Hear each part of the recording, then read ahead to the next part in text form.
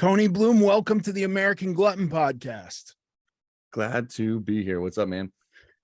I've been looking at your IG and I really admire what you do, and I want to know how you got here, how you escaped the noise of fad diets that are kind of omnipresent in this space, and how you arrived where you are.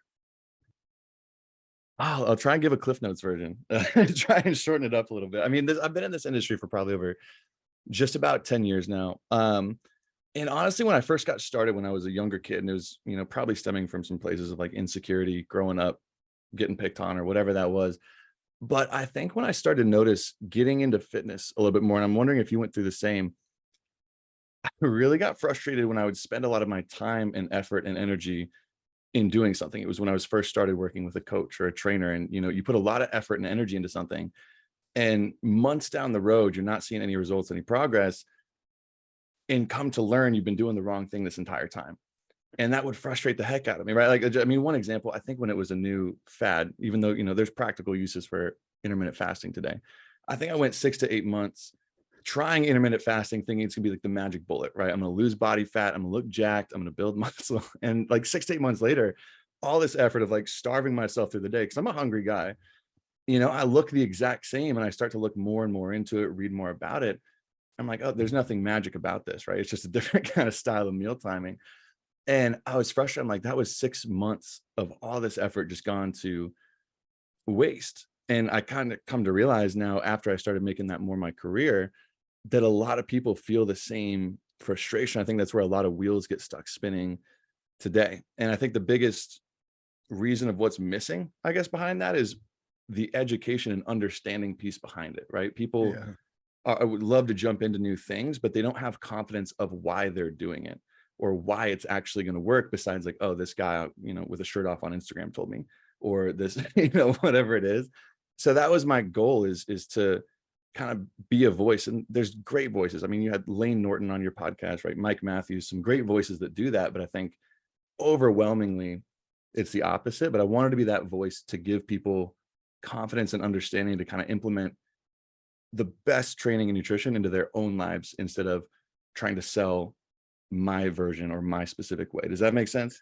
No, it totally does. And I had a similar thing with keto, where it was sold to me as like, you can eat whatever you want as long as it's of these types of food, right? And so that to me was easy. And what would happen is I would lose weight. And so that I just kept coming back to it over and over again. But I would lose weight, and then I would stop losing weight, and I wouldn't lose weight anymore. And I'd be like, I'm fucking this up. Something I'm doing is fucking this up. I'm stalling it. Yeah. And it got to the point where I was just doing like a weird starvation keto. It's like, oh, I know if I do keto plus I'm hungry all the time. I still wasn't counting calories or tracking anything. I just knew I had to be kind of hungry all the time, never eat to real satisfaction. And then I'd start losing weight again. Yeah. And I realized that I was just in a caloric deficit at that point. Like that the keto aspect was giving me no benefit. It was helping me purge some hydration in the beginning. And that was the weight loss I always saw the first week or two of keto. So I totally know what you're saying, spinning your wheels, doing this thing. And if somebody's body functions better, or they feel better eating fats instead of carbs as a source of fuel, I have nothing against that.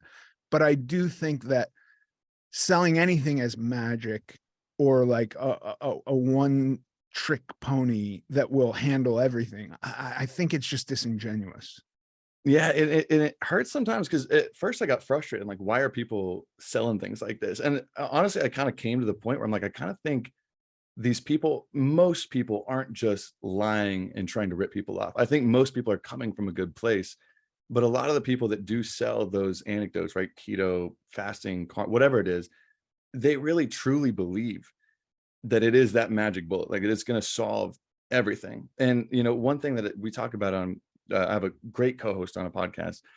And one thing that we really try to nail down is like the communication aspect of everything. Because I think that's a major key in how everything is kind of getting twisted and turned around, is not what it is, but how it's communicated.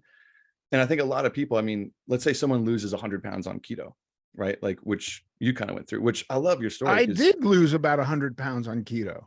there we go, right? So Yeah. let's say you lost it, you felt great, you know, you weren't feeling terrible or anything, but you felt great. And, you know, the industry will kind of come in and try and change this person's mind. And I think the last thing that's going to change that person's mind is how people approach it today of like, you know, here's a systematic review and meta-analysis, and here's 20 studies. I feel like if you just show that to someone who just lost 100 pounds during keto, that's only going to dig their feet in further to that kind of camp. Yeah. You know, it's kind of camp versus camp, instead of just trying to kind of have like an open and clear communication of, hey, like, you got to understand this person's been struggling their entire life with their weight. And this might be the first thing that ever worked, right? So you just telling them that's wrong. Their reality is that's not wrong. So, you know, I think it's how we communicate. It's such a massive step in getting everyone to kind of hopefully see the same as, I mean, from listening to you more as you and I do, you know, Yeah. it's so individualized. Yeah, that's the real key to it, right? Is individualization, because like I had another guy try to sell me on the lectin diet because it cleared up a rash for him, or he believes it cleared up a rash for him. I don't know Mm. if he changed his detergent also or Yeah. moved, right? But like he had this eczema type rash and he went on the no lectin diet and it cleared up. And then he came to me in all sincerity saying like, this is the diet you should do. And my reaction was, but I don't have that rash. I'm not trying to fix a skin problem with my diet. I'm Yeah. overweight. Like how are these two things the same? He genuinely believed that everybody should be on this lectin diet. And I guess I understand that, but like even with just being obese, I'm like, I don't even know that everybody has to not be obese. I don't really care. I Mm. really didn't want to be obese, Yeah. and it was a real struggle. And I suspect many people who are obese don't want to be obese, and that's kind of where I'm operating from. But I'm not like some religious guy saying everybody should lose weight and here's how, Yeah. you know? Oh, exactly. Well, and I think that's like what I think is kind of cool about, and I appreciate about your story of going up and down is like, it's one of and I think you're big into this kind of style of learning and communication, more like mental models and different ways to think. Have you ever heard of Shane Parrish of the Uh-uh. Farnham Street blog? I No, feel but like you'd absolutely love him, but he has a book called Mental Models, and it's kind of just reframing the way you think. And one of the first pieces he covers is a quote called "The map is not the territory." And I think a lot of times, especially on social media, but how these diets or plans are kind of portrayed is kind of drawing like a really good map. And sometimes people think that that map is more real than reality, right? Like a map of reality is just kind of more like a reduction. It's trying to make this complex thing of life and like make it really, really simple. yeah. And sometimes it feels more real than reality does, right? So, for example, like, have you ever gone camping before? Sure. Like if you have a map to go camping, like I grew up in Colorado, right? And you're going to hike up and you're going to go to a 14 and you're going to camp a few nights. You could have a great map of what that's going to look like. But when you actually go into it and you start hiking and you start going down that day-to-day path, it doesn't tell you, that map doesn't tell you, oh, the river flooded and now this part of the trail is completely gone and you're going to be stuck here. Or it doesn't tell you if you're going to go encounter this kind of weather or this is going to take you off map. And I think people forget that sometimes, like when they actually start and do it, you're going to encounter 10, 100 times more unforeseen events than the perfect map could ever relay for you. Right. You know, and I think that's something you gain when you actually go through something like that, is you start to realize whatever anyone else is selling you that sounds simple, you're like, it's just not. It can't be that simple because like reality isn't that simple, Yeah. you know? I'm often baffled because if it was as simple as many of these things purport it to be, it would be solved. Like Yeah. if the solution is there, everybody who tried that solution would have won, and there would be like no discussion about it, you know? Yeah. That's the one thing that I do start to bang my, because I get people online occasionally who are like, you're wrong about keto. And I'm like, how am I wrong? You know, what's wrong about what I'm saying? It didn't have the effects for me that I wanted it to have, and therefore I Mhm. don't do it anymore. That's all I'm saying. And they're Yeah, like, well, you're definitely not absolute about it. you know, you're wrong. You didn't do it right or something, or like this study shows that, you know, in the long term, you burn more energy if blah, blah, blah. And it's like, who fucking cares? It didn't Yeah. work for me. Yeah, that's always the camps that people kind of choose to die on. It's absolutely insane where it's like people, they have to be right versus wrong. It's like sometimes you don't have to be right. I mean, you know this from being in a relationship, right? Like sometimes you just don't have to be right. That's Right. okay. Yeah. But especially when it comes to these different diets, and I mean, dude, it's confusing for people though. I think going through it on who to trust nowadays. And I hate to say this because I think most people get their nutrition, their diet, their training advice on social media. I think for the vast majority of I think people, so and too. it's in it, you know, it's kind of a, I mean, there's definitely positives to it. You know, people can reach and discover new things that they've never discovered, but there's like an overwhelming just amount of crap that people can get, you know, fall into. And I forget who I was listening to on one of your podcasts, but they kind of brought up the point that social media kind of feeds you what you want to see. And Yeah. I mean, same thing with Google though. Like if you're jumping on keto, depending on how you Google the question that you're trying to answer, it's going to feed you specific results. Like, why is keto the best diet? It's going to give you reasons why it's a good diet. It's not going to give you anything against it. You Yeah. know, so it's just going to kind of confirm any bias that someone might has. But online, especially, it's an almost impossible world to navigate. And that's what I'm trying to kind of help with this communication piece, because it's hard to really tell who to trust. You know, there's Yeah. qualified people who are wrong and there's unqualified people who are right. And I think people are just kind of sitting there like, as their health is getting worse and worse and worse, not knowing where to go. I have an interesting anecdote to back up exactly what you're saying, but it was in real life. It wasn't even online, but it's about that, the desire for an answer and Mm, searching out that. I went to a doctor many years ago, 10 years ago. I was doing 8 hours of cardio a day to lose mm, weight and basically starving myself. I just rode road bikes up mountains all day mm. long. And then I'd come home exhausted and not eat and get up and do it again. And I went in to see Dr. Huizenga. Have you ever heard of Dr. Huizenga? Heard of the name, not super familiar with the work, but yeah. He was, you're probably a little younger, but the first iteration of The Biggest Loser, he was the sports medicine doctor on that. And he's a dope doctor. Mm, He's an amazing guy. But I went in there because I believed I needed to lose 20 more pounds. And I wanted I wanted a doctor to tell me, you got 20 pounds to go. I weighed yeah. about 250 at the time. And Hmm. all cardio, very little upper body strength. And I go in and he looks at me and he goes, so what are you here to see? And I said, I'm thinking about my diet. I think I probably got about 20 pounds to go. And he looks at me and goes, you got a lot more than 20 to go. And so immediately I'm crushed, right? Yeah, I'm like, the dagger to the heart. I'm killing myself every day. And he says, we'll determine this through a DEXA scan. We're going to go put you through this machine. We do the DEXA scan, takes a while, come back to the office. He finally comes back to read it. And he goes, there's some mistake here. You got to do it again. And I'm like, oh my God, go and do the DEXA scan again, come back to his office. This takes hours. And he comes back in and he goes, I was completely wrong.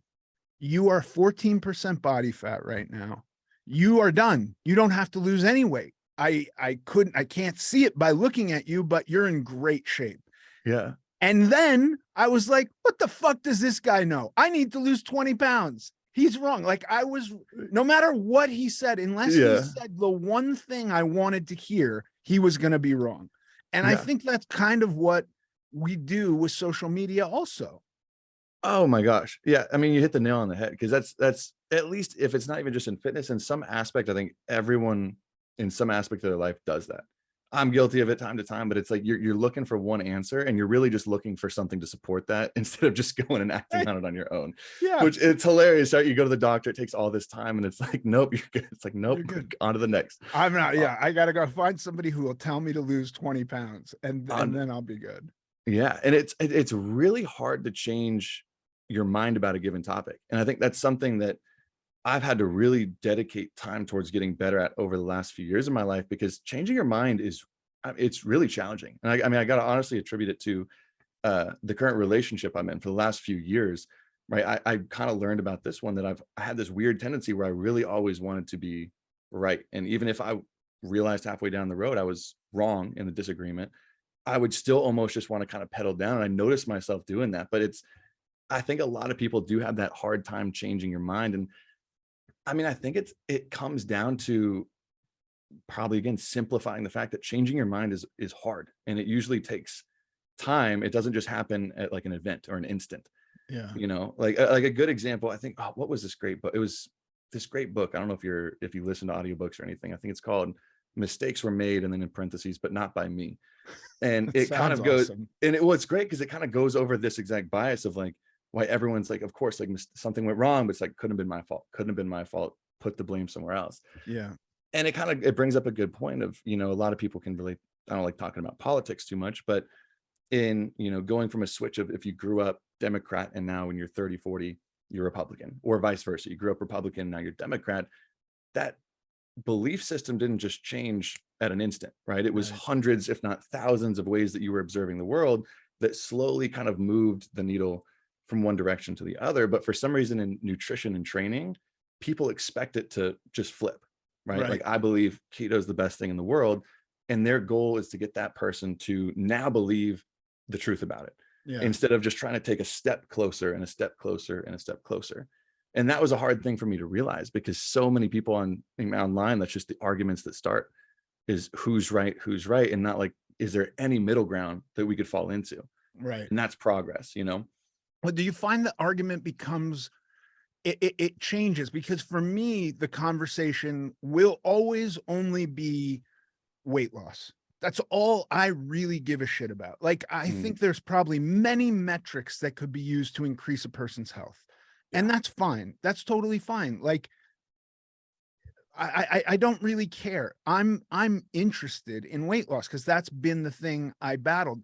So often when talking about diet, it'll subtly change to health instead of weight loss. And my contention will always be, if you lose weight, it will increase all health metrics. So why are you trying to sell me on broccoli if really, if we're just talking about health? But it becomes like, well, do you know how, you know, and it can be now, it can be broccoli's bad for you, right? So your health is Yeah. adversely affected by broccoli. And that's the craziest one. Yeah, that one cracks me up. Shirtless guy in the grocery store saying, "Hey man, like, stay away from spinach. It's gonna kill you." It's like, Right. okay, like, let's pump the brakes a little bit.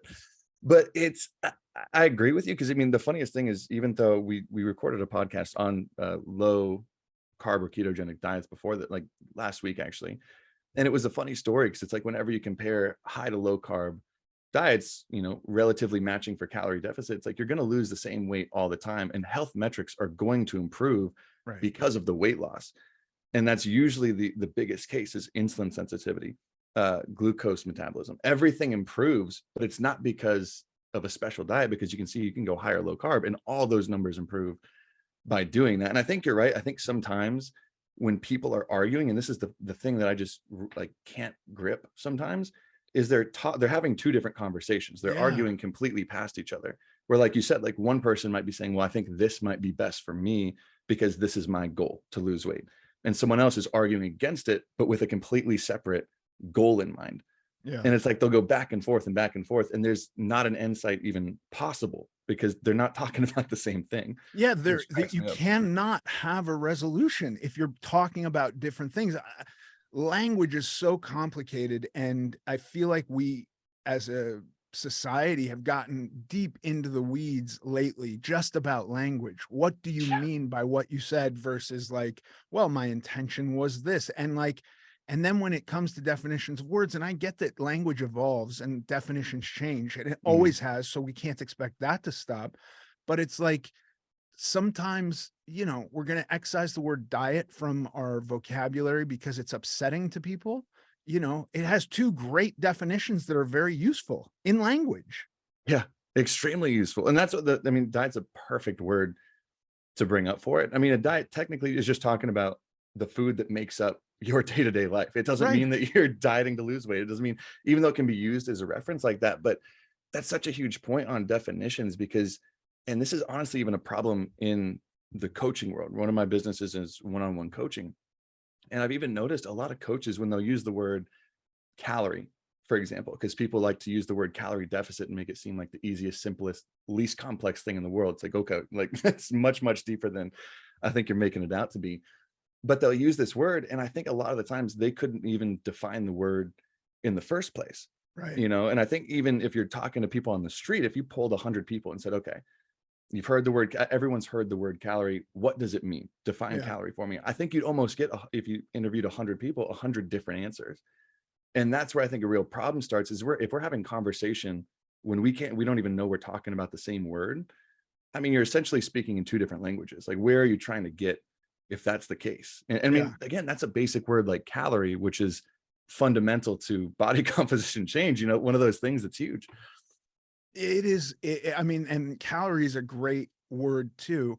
I want to run by my understanding of it just so I know that I'm right, or you tell me where I'm wrong. But it's basically dealing with the amount of energy it requires the body to work to utilize the energy you're putting into it. Is that Yeah. right? It's essentially, it's a unit of measurement for energy. For energy. And I think that's what most people like. The best kind of analogy I like to use, you can't pick up, like you can't touch or hold a calorie. It's a unit of measurement, more like a mile or an inch or something like Right. that. And people are like, wait a second, what? Like I thought calories were in my burger or something like that. It's like, no, it's not a thing. It's a unit of Yeah. measurement. And that's where this whole conversation, when people are arguing like a calorie is not always a calorie, I'm like, well, by definition it is, right? Like you can fill that up and you can use them in different ways and they can influence your body in different ways, but by definition it is, Yeah. you know? So I think when people start taking that off, it's like, okay, well, if we're stripping down and not using definitions anymore, it's just a dangerous game to play because it could end up anywhere Yeah. except for the truth of the answer. It's crazy because in generic terms, I find myself using the word energy instead of calorie in Mhm. conversation with people because I don't want to upset them, because I don't want to throw, you know what I mean? Like old school, lifelong dieters who have been in and out of the weeds, they don't like this word. It's a bummer to them. You know what I mean? Just like diet is. And so I will start saying just energy because energy is not as scary yet. Maybe it will become Yeah, yeah, scary. yeah. Yeah.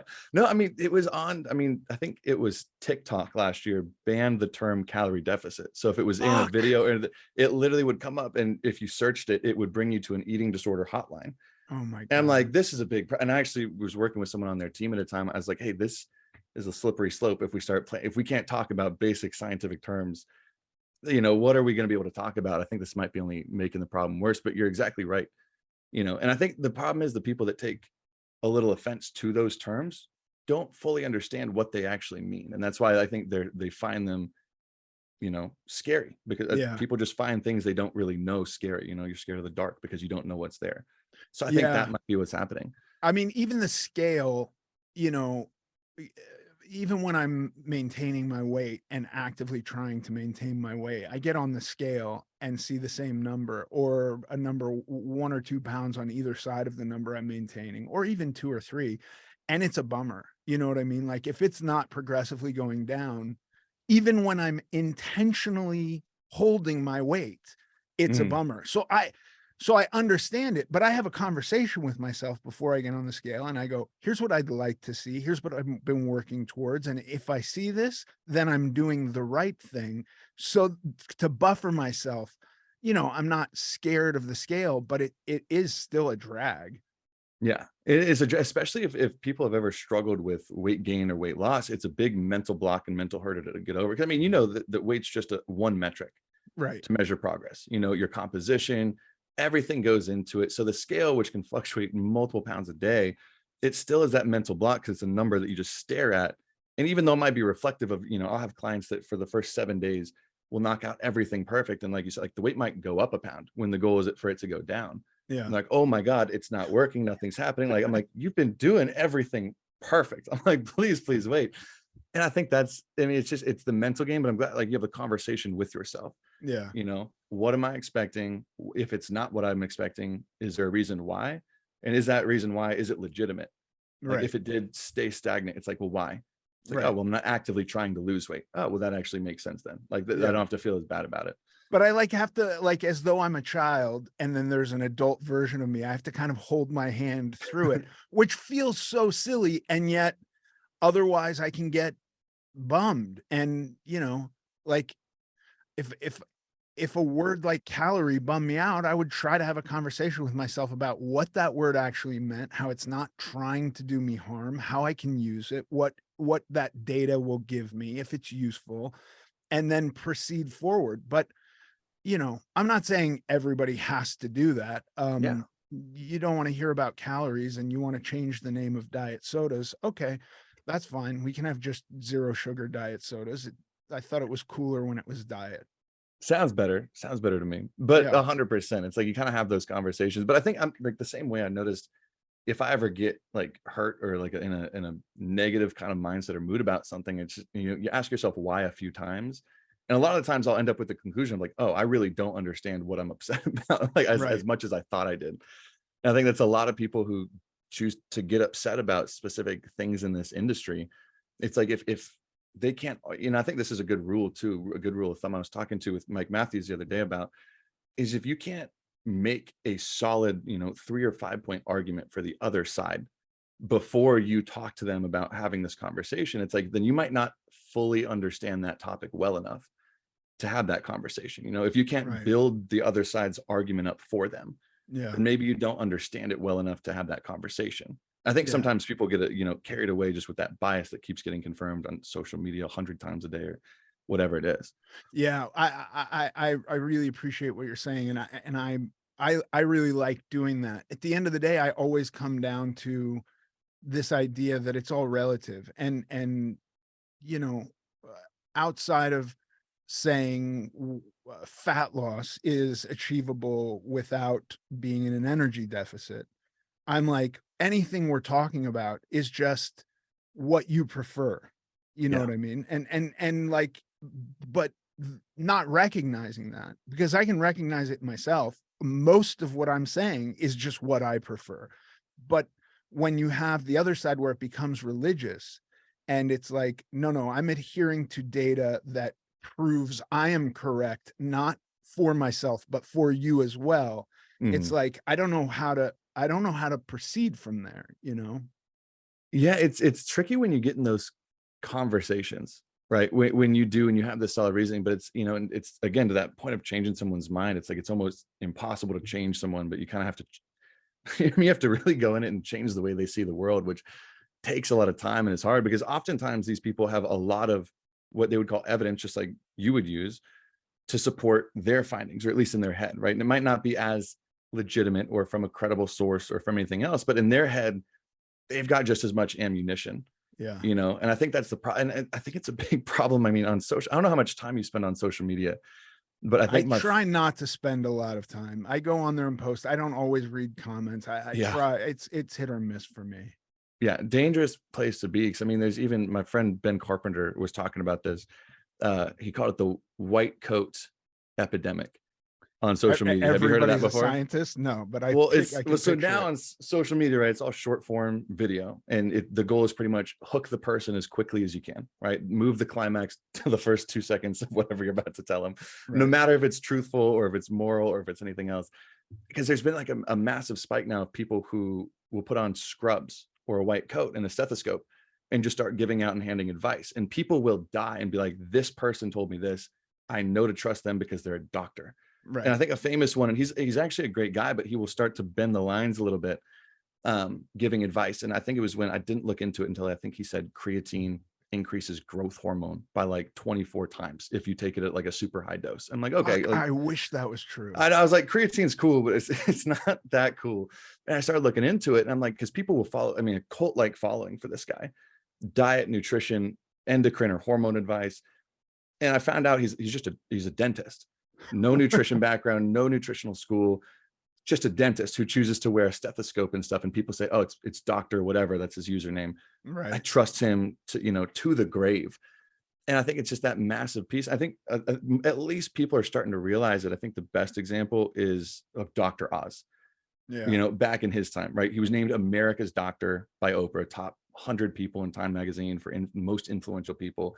But they actually had to put a study on afterwards. I don't know if you're familiar with this, Mm-mm. checking the claims and the data behind them that he made on his show. And they found that less than half of the claims he made on his show had any data Oh to back man. it. less than half. And this is Right. something on, national TV giving health advice, more just selling supplements and stuff like that. But Yeah. uh, Was titles he are a starting to real diminish. doctor? He is a real doctor. I think he worked in a Okay. New York hospital. Okay. But I mean, that's what it is. Is like titles alone don't, I think, mean as much as they used to. Yeah. Like there are great and phenomenal doctors, and there are people like that step out of their lane. And there's great dietitians, and there's ones that, I started working on a book with a dietitian. I had to pull out after about 2 months because I realized they would believe in diets like the medical median diet, right? I Talking don't to even know what ghosts, that is. Oh my God. the media, like, yeah. And I'm like, She has a diet. There's a medical medium who's like went to, getting dietary advice from the afterlife or something. and this person that believed in it went through dietitian schooling, right? Much more, not a nutritionist, like a dietitian, right? Went to 6 to 8 years of schooling, had to carry and pass the board, went through all this, and still would bring that forward, right? Like Wow. there's super credible people who are so wrong, and there's super credible people or uncredible people who are right. And it's a mess when you're trying to look for a direction to believe, because before it was like, oh, a doctor, I can trust what they say, you Yeah. know? Yeah. I mean, that's gotten all out of whack. Just I don't know that there's any single source where it's just like anything this person says is going to be absolutely right all the time, ever. People get shit wrong. Yeah. I mean, I'll even tell the people who follow me, I'm like, don't just blindly follow what I say. Like, I'm going to do my best to educate you. But I'm like, if you're going to start to act, I'm like, check other people that you really trust and believe. Because I mean, trust, especially, at least in my opinion, when it comes to health and nutrition, you want to be taking advice, and you might not know they're always right, but if you can trust them, I think that's a huge piece. And I think Right. trust when it comes to your health is, I mean, kind of like a relationship. You don't want someone who you can trust 90% of the time, or like 95% of the time, because trust is kind of like an all or nothing thing sometimes. Like in a relationship or a marriage, it's 100%. You don't want 98%. And I think like people like Lane Norton or things like that, he's been wrong before, he'll come out and say that, but it's like that trustworthy transparency. It's like that's the thing where that person at least isn't going to intentionally lead you down the wrong path, Yeah, you and know I also feel like the things that he's been wrong about have been stuff where it's like, all right, that wouldn't whatever I remember when he was wrong about something and talked about it, and it was like, okay, whatever you were talking about wasn't going to really sway me one way or the other. Mhm.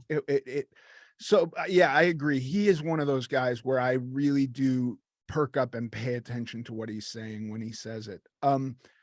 Have you had clients, and I ask this only because I would have been this guy, where they come in needing a lot of help, but at the same time know exactly what to do that isn't necessarily what you would tell them? Like how you talked about, like changing people's mind takes a while. It's slow. It's not overnight. It's not Mhm. saying two words. How do you address that with people if they come in and they're like, I need a lot of help. I need you to keep me accountable. And I know I should be intermittent fasting. And honestly, it's hard to answer because I try and be as trustworthy and transparent as possible. And I think a lot of the time it's in just really good communication and setting expectations forward. And a lot of people that come in and kind of are like, I need this now, or have just so unrealistic expectations, it's got to be that conversation where it's like, okay, well, we're here now and we're going to do it. And for example, someone who is like, I need to do intermittent fasting to lose weight, it's all context dependent. So obviously it'd take a deeper conversation, but a lot of the times I might just have that person start with a fasting diet because they're probably going to adhere to that much better than if I just try and flip it and have them do a completely different style of meal timing. Right. Because adherence, I think, is just overall the number one thing after mindset, that you're going to have to worry about changing. Those are the biggest pieces that you really have to worry about, is mindset and adherence. So I'd probably start them with whatever they could adhere to best. Now, if they had, been convinced about intermittent fasting and they could not do it for longer than a week, and they've been trying for a year, maybe I'd have that conversation and start to, you know, just kind of explain the reasoning of why they might be noticing the thing they know, or, try and explain their arguments to themselves Yeah. about what's really happening. And then hopefully they'll gain the understanding to explore at least what might work better for them, or maybe gain confidence that that is the best option for them in those different kind of aspects. So I think it depends on the person, But a lot of the time it's setting expectations of like, hey, you're going to come in this. I know this is what you've tried in the past, but like your expectations can't be right because you're here right now. Right. So let's shift expectations. I'm telling you this is correct. And if you don't want to believe me, you don't have to, but you're here now. And this is what I've been doing. This is the thousands of people I've helped do this. That has worked. Maybe let's try and shift our expectations to something different, because Yeah. that same thing over and over again is just not going to change. Yeah. Well, I'm, even today, like I will come out of, the holidays and I will have the thought, it will just pop into my head, like before I get on the scale, I should just not eat carbs for a couple of days, which is completely irrational. And I recognize that. And I have to then go, what the fuck are you doing? What are you Mhm. talking about? You're trying to offset fat gain by losing water so you see a good number? That's crazy. Yeah. Um, but I also was the guy who would go in to see a nutritionist or a trainer with a plan and expect them, like I did with Dr. Huizenga, to go, "You're right, that's the plan." Mm. And then I would argue with them. And as a sober person, I believe that like the real change happens when we kind of let go of that stuff and go like, I'm not making this happen. And if I was, I wouldn't need help, but I need help. And I'm just going to kind of tell myself to shut up and get out of my way. Yeah. I think learning how to be coachable in that sense is one of the most important things. If you are approaching a coach, a doctor, a nutritionist, anything, learning. And I think this is where people get a little scared of, if you go into a doctor or nutritionist and you're like, this is what I need, and they tell you to do something completely different. I think again, that's a communication misstep on potentially their end, where if they're not giving you a solid enough reasoning for you to believe that that's the right thing to do, then maybe there's not a deep enough reason for why that is. Like if I'm going to tell someone to do something completely different, I'm not just going to say, hey, you've been doing intermittent fasting. Here's this new meal plan. Follow Yeah. this and you'll lose weight, because they're not going to believe in it. They might follow it for a few days, but if they don't know why they're doing it, zero chance they stick to it, especially if they think something previous is right. So I think that's when people are like, have a hard time letting go and really being coachable, or like kind of that student mindset.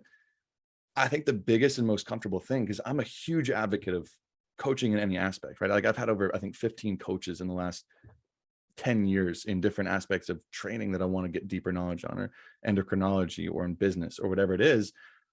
But it's dropping that you think you're right, and realizing, okay, this person knows more than me here.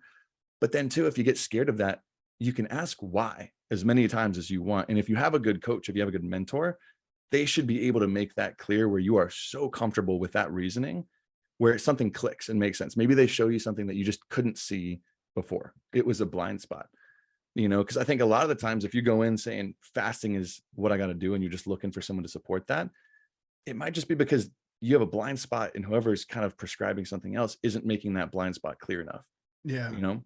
How vital do you think that having another person is? Because, and I ask this because I do think there are a lot of people who don't have another person, and whether it be somebody they are hiring or just somebody to talk to, I think that there are a lot of people who are trying to do this in a vacuum, whether it's due to shame or accessibility or Yeah. what. What do you think about having just another person to be accountable to, and also to talk this stuff through with? Yeah. And I think the accessibility piece is huge, because it's easy for me to say like, oh, everyone should have a coach, when I, can support myself financially. I live in a pretty social city like San Diego, and I've just met a lot of people. It's easy for me to connect to different coaches, and I'm not struggling with where I'm at. But for someone who's been struggling and might live in a more isolated place, doesn't have as many relationships, I think having some form of external accountability or surrounding, if you're in that feeling where you feel stuck, is massively important. Massively, massively important. But that doesn't always mean a coach or a mentor. Because I mean, one, you might not be able to financially afford something like that. But I think if you can't, finding those, ties in, if it's through how you surround yourself with books or podcasts, or who you're constantly listening to. I think that's just as valid almost as a surrounding. You know, people always say like you are the average of your 5 closest friends. And people are like, well, I don't have friends. I can't make friends that are like that. It's like, okay, well, spend time with listening to better podcasts with people who you want to be like, or reading better books, or you know what I'm saying? Like those still, Sure. I think, count as external ties. And I feel like some people feel stuck because I mean, I've been there in my life where I'm like, my friends aren't really supporting where I want to go, but I can't just snap my fingers and have 5 new great people that are where I want to go. So I think Yeah. it's massive to have it, but sometimes you have to get creative and take steps of you don't have to go all or nothing and hire Right. the most expensive person you can find, you know? And to your point, I actually was listening to Andrew Huberman. You know who he is?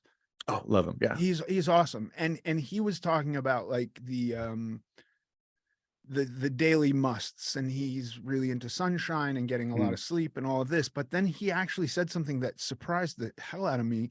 He was talking about the social aspect of our daily life. And he even said that even if you're just doing this on social media to surround, to make sure that the content you're getting and the yeah. people you're interacting with are positive, will make a big difference in your life. So I was surprised that that even could play a role. But I think to your point, like, okay, we are living in a, you know, a time that's very, very different than when I was a kid. When I was a kid, it was the only way you had an interaction was on a telephone or Yeah. in person. That was it. There was no other, or writing Mhm. somebody a letter, which took weeks in some situations, Yeah. you know? But like, so in this day and age, a lot of our socializing is done through vias like you and I are doing. We're not sitting in the same room. We're across, we're on either sides of a country right now, but we're Yeah. having a conversation. So however that's happening, I think you're right. I think that we kind of have to adapt to our current environment, which is a lot of this shit is happening digitally and virtually. Yeah. Well, I mean, honestly, a further point, like great point that you make of even who it's you are what you kind of constantly consume. So if you're even if you are listening to maybe great podcasts, that's again another form of just consuming. If you're scrolling on social media and you're following people who I don't like to overuse the word like toxic, but people who are feeding ideas that go directly against what you know maybe your morals are or where you want your morals to be, that still counts. If you're just constantly swiping and consuming that, unfollow. I think I do this like once a year usually when I finally see something. I'm like just roll my eyes 100 times. I'll just unfollow like 1,000 people and be like, okay, I need a little refresh. But same Yeah. thing, if you're just constantly surround yourself with at least what you can for the time being, I think it just compounds over time where maybe not by next week or next month, but maybe by next year, if you just start by following very positive, forward thinking, creative, non-judgmental people and listen to great accounts and great podcasts, I think people would be shocked with where they are and who they are as a person a year from now. Yeah. You know, because I mean, that's ultimately what you're trying to do. And I hate I think I've even heard you talk about it before like this, but like I hate the term it's not a diet, it's a lifestyle or changing your lifestyle. Yeah. But I mean, essentially, especially if you're going from a complete 180, you're kind of killing the person that you were and almost rebirthing and having to create a brand new person. So creating that person is very challenging, but you got Yeah. to fill in every gap of that lifestyle to create that person. That's on what they consume on a daily basis. Yeah. And that's a very tricky point because I spent a lot of time, and again, it's tricky. It was tricky for me. Maybe somebody else can figure this out overnight and then they're fine. But I spent a lot of time either trying to change one aspect of my diet to completely solve myself. And that would be like, Mm, well, I'm just going to consume liquids, nothing solid. Okay. mm, Or I'm not going to consume carbohydrates. Or there was even a period where I was like, I'm not going to consume fat outside of like whatever's in a chicken breast with no skin on it. Right. That's all the yeah. fat. And I felt like shit doing that too. Mm, Um, and then the flip side was I'm going to be a completely different person tomorrow. And neither one of these things worked. They just couldn't, they were not sustainable. And so it was really kind of a trial and error thing of like knowing I have to drastically change my life, but it's also okay if it takes a while because I don't know what that looks like. If I knew what that looked like today, I would just do that and it wouldn't be yeah. hard, but I don't know what it looks like. Yeah, I think I mean, you nailed it there, and it's come back down to expectations, you know, like, you walk 10 miles in the forest, you got to walk 10 miles out. So people Right. that take and build their lifestyles, if it is to get to the point of where they are very overweight or wherever they are, maybe it's with eating disordered or disordered eating, maybe it's anywhere else, but they think that change is going to happen. And it's like, it took probably months, if not years, if not decades to get you from point A to point B where you are right now. I think there's maybe, depending on how long, it's not going to take you as long, but I mean, expect that. If it took 5 years for you to gain 80 pounds, don't expect to lose it in anything less than that. And you might be able to, but don't expect to, because again, creating who you are, it takes so freaking long. And like you Yeah. said, when you're going through it, trying to change one aspect, it's like you're expecting that one thing to change everything. And it's not how it works most of the time. No, it never worked for me. And it was like getting sober, like it took me many instances to realize like I needed some new friends. Uh, and then there were times where it was like, well, I'm not talking to anybody I know now. I'm going to Mhm. wake up and be sober tomorrow, and everybody I know is now off the list of like I cannot talk to them. And then it was like, well, that's fucking miserable too. Yeah. None of those people are safe. None of those people want me to stay sober. That's not true. Mhm. Um, you know, uh, it's just not something I found to be anything that could change in a day. Didn't do it. And if I look at my life today versus what my life was even 5 years ago, it's night and day different. It's just night and day Yeah. different, you know? Yeah. Yeah. Like you said, 5 years ago, but if you look to last week, it's like, how much has really changed? Not that much. Nothing I'm aware of, other than Yeah. like Huberman says that I can have great social interaction online. Yeah. That's Right. all I got from that. But exactly, because right. That's how change. And I don't think there's been a single week along that 5 year journey that you probably could have looked back and like, oh man, I'm completely different than I was a week ago. No, Right. because that's not ever how it works. So I think you nailed it on the head with how change works. I think honestly, it becomes more comfortable when you accept that fact of this is going to take a long time. Because tell me, you probably felt like this when you were going through a lot of initial diets before you saw lasting success, like most people do, is they are so zoomed in where if they screw up one day, if they screw up one meal, the world ends. It's Yeah. like, screw this, I'm a failure, I'm this, I'm that. Where if you accept this isn't going to happen for 5 more years, who cares if you mess up a day? Right. Like you're like, oh, well, I've only got like thousands more to nail it, Right. and I think you can find data to support that too. And habit formation, it's like, it'll take 66 days on it, but anywhere up to 300 days to form a new habit, depending on what you're doing. And they even find it doesn't matter if you miss a day here or there, you'll still form the habit as long as you just jump on. Yeah. I The think it takes a huge weight off your chest. the thing for me that's like a real red line, which I've even done it and then had to go immediately and talk to somebody about it. Mhm. For me, it's been um consuming food in private, like sneaking food, like Mhm. that. I, that will start to change my behavior. And so, like, when that happens, it's like to your point, I can't go like, well, I just was in the pantry and my hand went into the bag of, chocolate pieces that my wife uses for cookies that I'm not supposed to eat, Yeah. and came out and my mouth was full with chocolate. And now I'm not telling anybody. Um, but I do have to set lines for myself. But then they even are pliable in a way, like, if I'm in Dallas Fort Worth Airport, which is like kind of in the middle of where I spend my time on either Mhm. coast, and my flight is delayed by 6 hours and there's no food and the only thing that's open, you know what I mean? Under that circumstance, it's like I got to cut myself some break, Yeah. some slack, and that's not going to carry over to the next day. But I am pretty big on, like, for me, I feel like abstinence, because I was sober first, has played such a big role in my life and who I am, that it's just the way I think about stuff. So it's like either or, which then you can't do with food. And so Yeah. I try to find some other lines. Like, really, the biggest one for me is I'm not sneaking shit. I'm not doing something that I wouldn't want my wife to see me doing. That's it. Mhm. That's my whole line. And if I do something and I think I'm glad she wasn't here to see that, I go and tell her. That's it. Yeah. That's what keeps me sane. Well, it's a good guide. It's nice to have those guiding rules and questions to ask yourself, because I think it's, again, a lot of it lies in the gray. But if you have like a black and white viewpoint on things, those questions are so nice, because that's a yes or no question. Yeah. If I'm regretting it because I would have hidden it from her, that's wrong. I got to go do this. And a lot of the times it'll probably prevent that action in the first place. Right. Right. It makes it black and white, even though, it's a way of finding gray, even though you kind of have that black and white mindset, which a lot of people do for so many different reasons, like your own. That makes a lot of sense that that's how your brain operates. But that's a nice way to kind of fit in the gray without fully going, in the middle Right. somewhere, which is Yeah. absolutely huge. So I think those questions are huge for people. And it could be something as simple as that, like, am I hiding this from my wife? I don't think people think of it like that.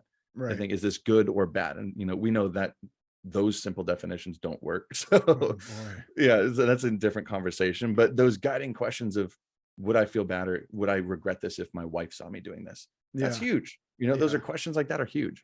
The moralization of food is so odd to me because I get into like, it's such an absolute, which I'm so repulsed by anyway. But like, if it's absolutely bad, would it be absolutely bad for a starving child? Would it be absolutely bad for somebody who's utterly Yeah. malnourished? Is it then absolutely bad? Is it absolutely bad for the CEO of the company who's producing it? I'm sure that person doesn't think it's absolutely bad. I'm sure the starving child. So how, if I can just come up with situations or instances on my own where the thing itself is not absolutely bad, how is it then absolutely bad? It's not. Yeah, and it stinks, because when you really break it down and ask why behind it, like how you got to that conclusion, there's entire eating disorders, orthorexia, that are focused on obsessively eating only healthy or good foods. Really? Yeah, it's a diagnosable eating disorder, and it's very, very real and more prevalent, especially younger people today. And I think, I mean, it honestly, it sucks, but it's because of how loose regulations are, I think, in this industry, especially supplement and weight loss industry, where you can pretty much market whatever you want. Right. And I mean, it's in everything from head to toe. I mean, we're talking and digging deeper into like just the organic title of foods. And I think most people choose organic over inorganic. Even studied, most people would just say, yeah, that's better for you. And even when you look deeper into it, I think it was Dan Glickman was his name. And this was like Clinton administration, long time ago. He was the Secretary of Agriculture who oversaw bringing in organics, organic designation. And even he was quoted by saying, like, this is not a statement about food safety, nor is organic a value of judgment about nutrition or quality of the food. It's not about any of that. It's about fortifying trust between farmers. That's all that the organic label is made for, not to put better food, healthier food, safer food. Like, definition, the person who put that into place was like, no, it's not about that. But Right. people still today will spend double the paycheck eating, whole foods, only organic in this aspect. And it just kind of trickles down everywhere to where people are afraid of good and bad food. It's crazy. Yeah, I have a friend of mine, wife's, who will come to our house and like give us a 10-minute lecture because she'll see like canola oil spray in our pantry. And it Mhm. becomes this thing of like how we're part of the problem with America because we bought this canola oil spray. And I'm like, look, I use 1/4 of 1 second squirt on a pan so that my shit doesn't stick to it and I don't ruin my pan. Like, cut me a break here. The majority of my fats are coming from vegetables and lean meat. That's it. Mhm. Yeah, and it's people, and again, people will lecture you and die on this hill with something, I'm guessing, if they truly understood the problem, like, wouldn't be a conversation in the first place. Like, people will jump on and lecture people and die and do this. And then, like, even just look at your health as a whole. And even if you are just trying to lose weight or your health as a whole, so many, I mean, countless things go into it, from your sleep quality, your daily activity, your stress, your diet, your training, your micros, your macro, everything goes into it. Is one spray of canola oil possibly going to have any measurable negative health effect? No. Like, you can't, if people are like, this is bad for you, show me where. Right. Can I measure it in any way? And the answer is always no, because something that small can't possibly impact your health like that. So that's the conversation that always comes down, is I'm like, if it's bad for you, it's like, where is it bad for me? Like, Right. show me where it is. And Yeah. that's always the answer that never exists. Yeah, and if two tomatoes are biologically identical, but one was farmed in a way that farmers could trust each other, what's the difference there? It's the same thing. Yeah. And that's the funny part. Cause I'm like, people get like upset about it. I'm like, why would you want to trade off like happiness because someone else is eating a tomato that Right. doesn't have an organic label? I'm like, it doesn't seem like a great life to be put in, you know? Yeah. I made the mistake of I did these cooking videos, and I still do them, I guess, but of taking the seeds out of a tomato, which I just don't like anything being too watery. Like Mhm. watery is not my thing. If it's Yeah. on, so I take the seeds out, and the jelly and shit that surrounds the seeds. And somebody was like, "You need to explain to people that you're doing that to save their lives because of lectins." And I was like, "What the fuck are you talking about? I just don't like the water. That's Yeah. all." It's simple like that. And again, it's to the same point. It's like, ask the person, like, can you define what a lectin is? And most of the time the answer is going to be no. And that's always the funniest, piece that kind of comes down to it. But it's learning how to navigate this industry, which again, why I think education is so important in that aspect. Because, and I mean, if you look at it like a game, and sometimes I get lectured by my girlfriend that I shouldn't treat everything like a game, Right. but I'm like, because in a game, even just knowing the rules, like golf. I haven't golfed for a long time. I don't know if you golf, but it's a Mhm. simple analogy where if you just know the rules of the game, you could easily save several strokes, Oh, right? okay. Between the different penalties, anything like that, you could easily do it just by knowing the rules. Same thing Right. about when you see like great coaches in football or basketball or anything, you can get better at it. But like when it comes to our health, if you see it like a game, knowing how to navigate and knowing who to trust and knowing how to do this, it's not going to save you a couple like points or strokes. It's like this can save you years on your life, and not even just years, but decades of quality on your life. Is like someone going to be wiping your butt for you for the last 10 years, or are you going to be able to go on a hike or go to the beach with your grandkid? Which I don't think is an understatement. I don't think No. people realize what's truly at stake when it comes to learning how to just tell who to trust in this industry. Yeah. Tony, that's amazing. Thank you so much. Yeah, man, of course.